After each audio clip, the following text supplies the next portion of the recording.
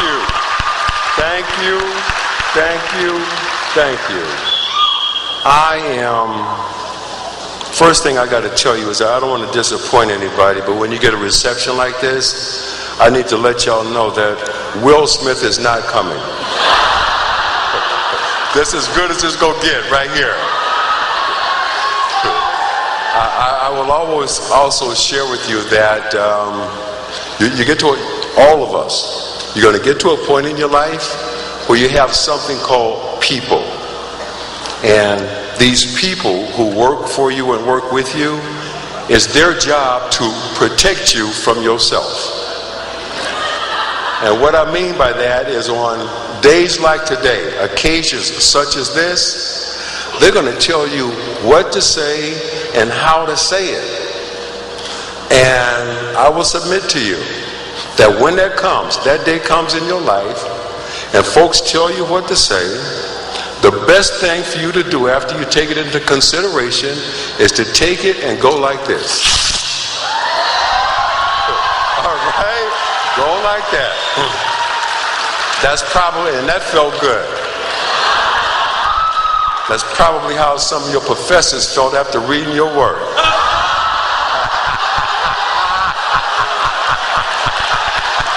And you know what I'm talking about. I know you do. I will share with you that I know perhaps maybe I was not the first choice to give this address today. Maybe I wasn't the second choice. But I was the only one to return your call. Okay? And out of all the mother folk, I was probably the only one that could get here on public transportation.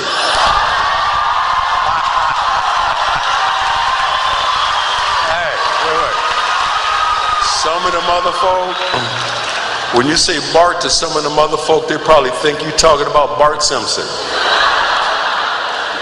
I returned your call immediately and accepted because a lot of folks don't know this, but there was a point in time where being a working single parent with a 14-month-old baby tied on my back, that my son and I slept on this campus.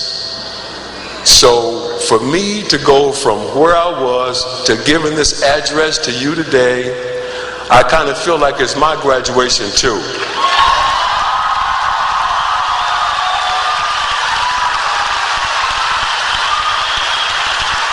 And it's an honor to be here.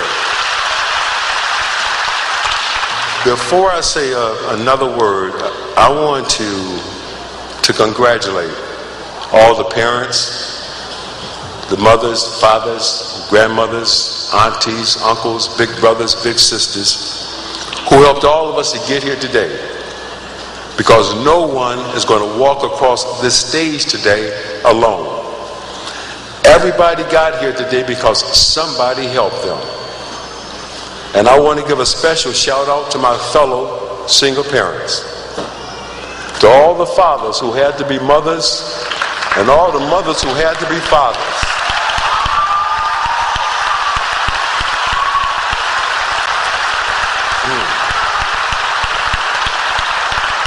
Because the best thing that ever happened to us as parents is you guys. And we are so proud of you. And I want to tell you something else. I want you to consider it. There was somebody else who's not here today who helped you get to where you are. I don't know whether that person was a high school teacher, a counselor, or maybe it was someone who just worked in the school, who saw in you something that maybe at some point you didn't see in yourself. And I want to ask you today to reach out to that person. Don't call them. Go see them. Don't email them. And whatever you do, do not Twitter, tweets, or whatever that stuff is. All right? Don't do it. Go see them. Shake their hands. Hug them. Laugh with them, cry with them, and say thank you. And to all the folks who said you couldn't do it, to all the folks who said you wouldn't make it, you are perfectly justified to say, how you like me now?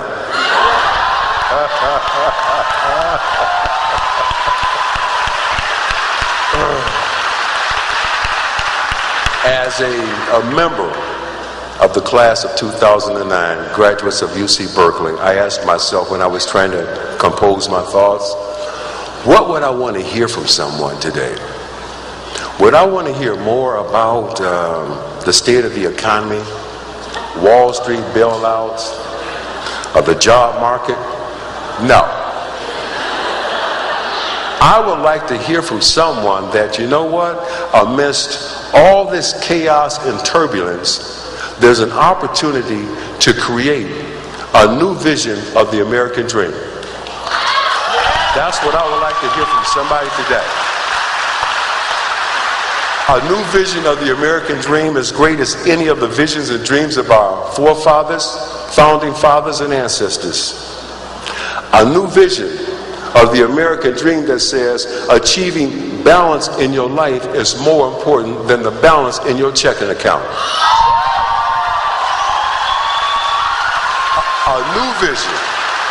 A new vision of the American dream where appreciation is greater than expectation.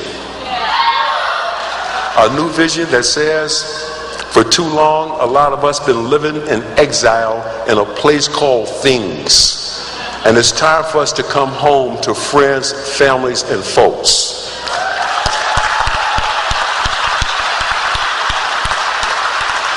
I submit to you today that this new vision of the American dream means that what you do does not define who you are. A new vision that says, do not confuse your net worth with your self-worth. A new vision that says, hey, stuff, toys, and things exist, but they are not necessary for you to be happy. This vision I submit, firmly rooted in the past, appreciative of today, but clearly focused on the future that we can choose to create. And my last words to you today will be this. A lot of other folk will tell you that the sky is falling. I will not say that to you. I will not tell you that the sky is falling. I will say that those are pennies from heaven. You know why I say that? Because I've seen this movie before and I know how it turns out. And the last thing I will say to you today is this.